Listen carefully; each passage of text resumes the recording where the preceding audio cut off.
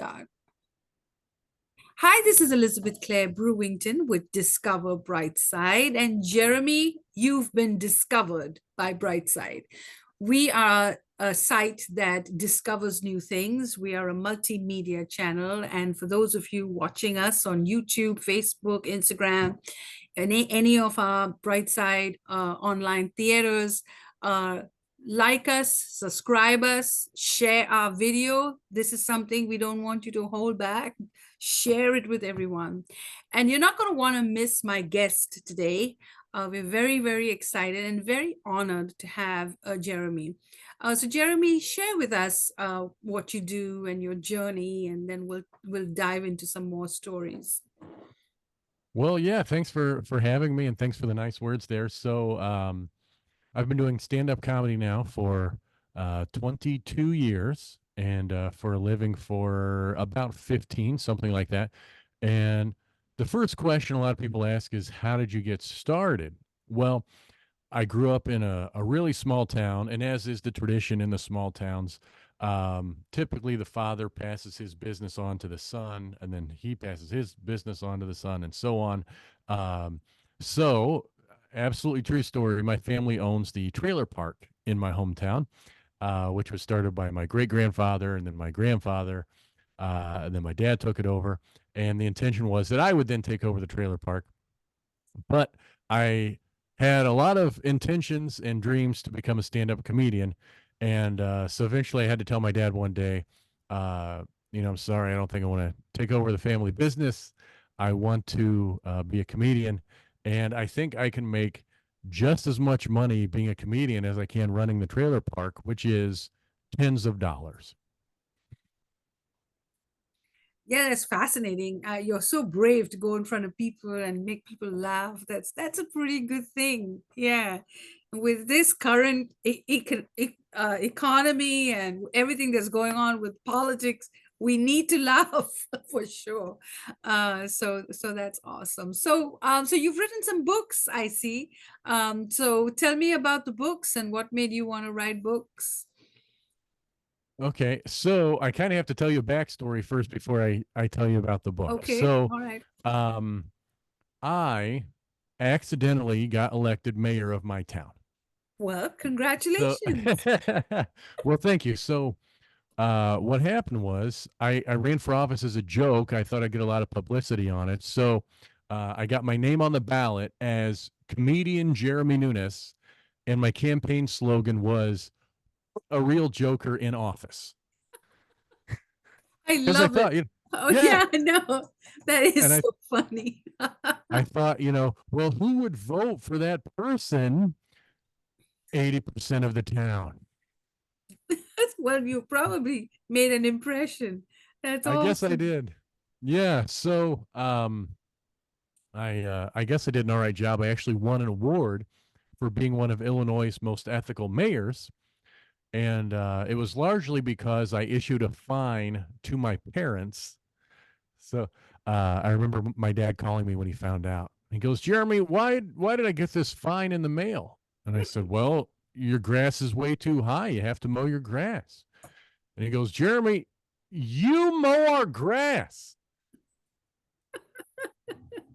I said, well, you should have called me sooner. That's right. But ultimately, I started building up a lot of stories through my years as mayor, and I would tell these stories to everybody. I started working the stories into my stand-up shows, and a lot of people kept saying, "You need to write a book that sort of retells all these stories. It's hilarious."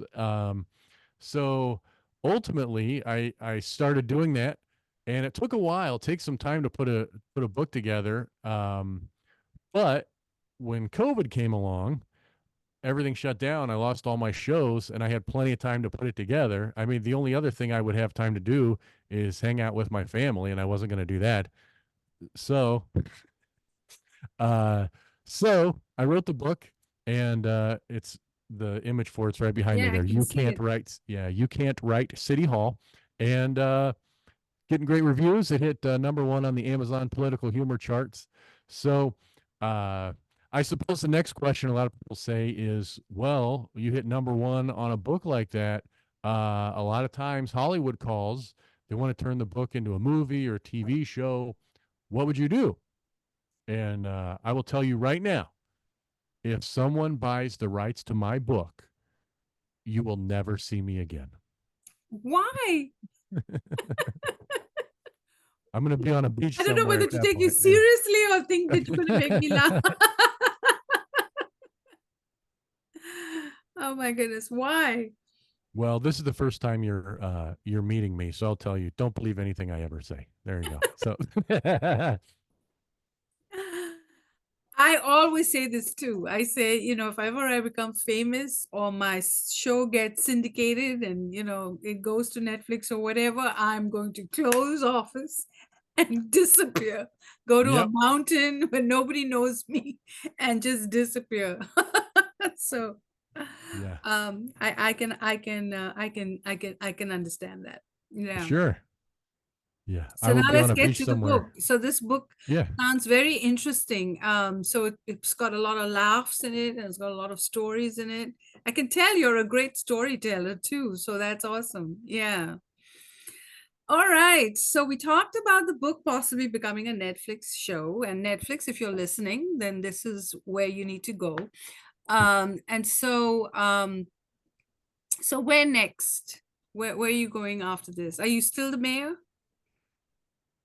Well, I don't know if I should elaborate on that because then it sort of it reveals where things go on the story. But Okay. I can say I'm not the mayor anymore. And I'll leave it there. If you want the full story, it's in the book. But so when you say where do I go from here, do you mean in the career path? Yeah, I mean, you Yeah. could join the House or the Senate. We need some good senators and representatives. They're all Well, fighting with each other right well, now. people ask And me a lot, and everybody's getting indicted. So oh, there'll be a lot of, I was just saying, suddenly we'll look at the House and it'll be empty. There'll be a lot of vacancies.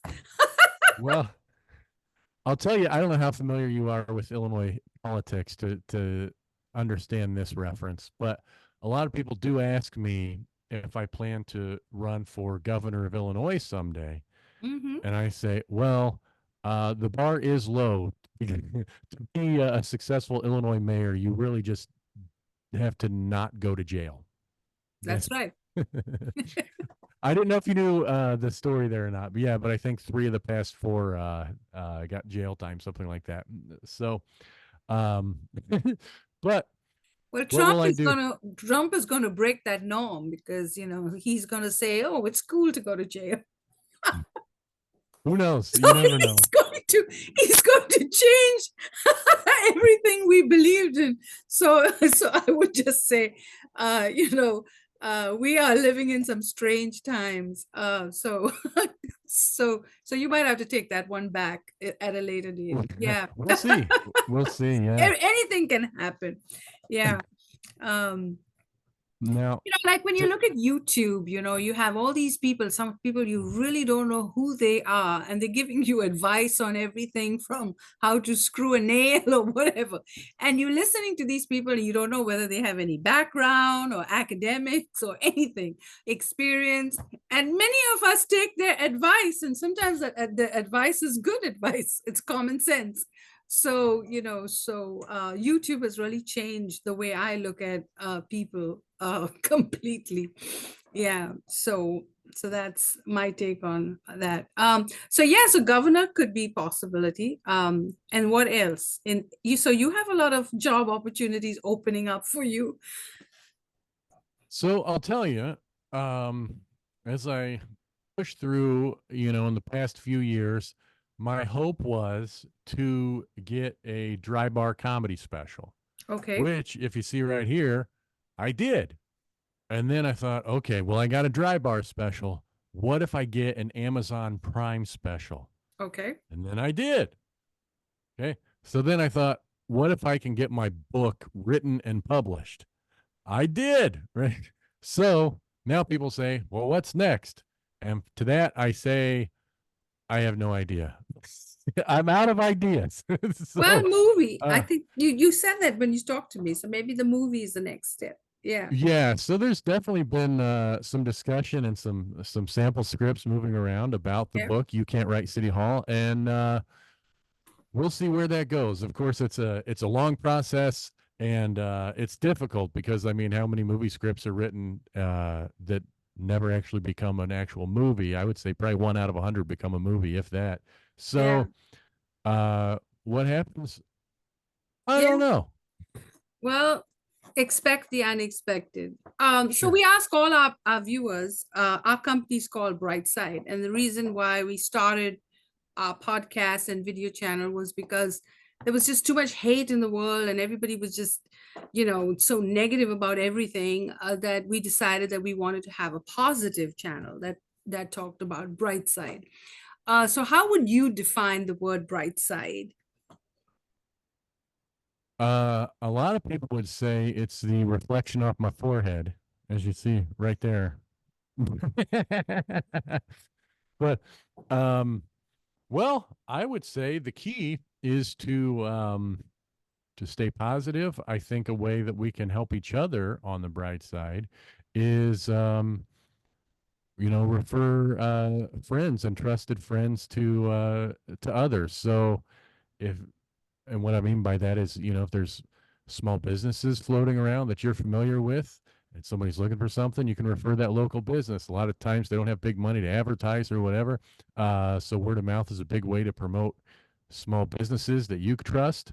And a big part of that bright side is if they know you are a local mayor, that business is obligated to give you a secret 10% kickback. All right. On that note, yeah, I think you're right. Unity is very important with AI coming in and giants and Oh, machines coming in to save human mankind. We're going to have to be united on everything, on our voice, on our protest, on everything that happens with this generation. And if we don't do that, we could be losing a lot of good stuff that we're used to.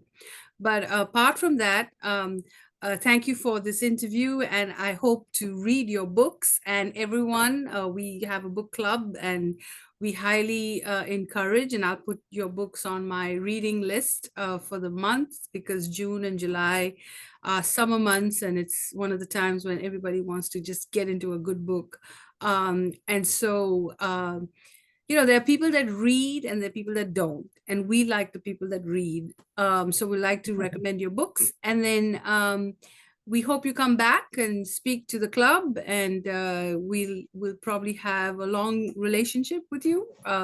And since you've got so many books, you have a lot to talk about. So you're watching Brightside, discover Brightside. Make sure you hit the bell icon so you can get notified when we have a video, which we have one almost every day, and then subscribe and join us, and you can be a guest on our live taping events. And if you just can't make it to the Zoom events, you can just watch us online at the Brightside Theaters. So thank you for watching. Bye-bye. thank you. Okay.